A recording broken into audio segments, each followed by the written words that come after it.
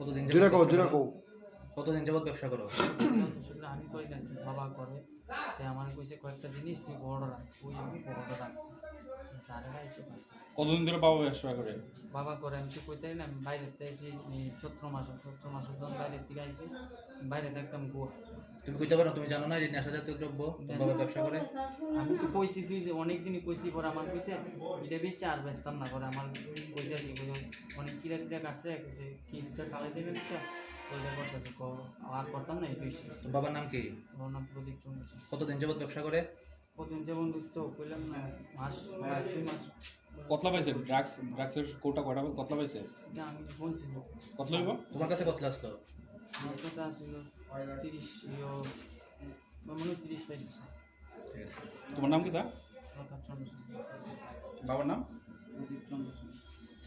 আপনার নাম কি থাকো? অঞ্জনা দাস। অঞ্জনা দাস না? প্রদীপ সিং কিতা লাগে আপনার? আমার স্বামী। আপনিও মানে ড্রাগসের ব্যবসার সাথে সাথ দেন? না স্যার, জামাই আমি জানি না। আমি বাসার বাড়িতে আসলাম, আমার পূজার আগে আমার আনছে পোলা দাঁড়িয়েছে, পরে আমি বাড়িতে আইছি। আমি বাড়িতে থাকছি না এতদিন। আমি গেছিলাম একবার জালকাশি থেকে আমার স্বামীর দিকে, আমি বাসা বাড়ি থাকতাম। ওই যে তা আমরা ফায়ার সার্ভিসের দিকে নেওয়া পরে আমার এই পুজো কই আসলে পোলাটাও পাইতেছে, আমার আনছে এটিতে পরে আমার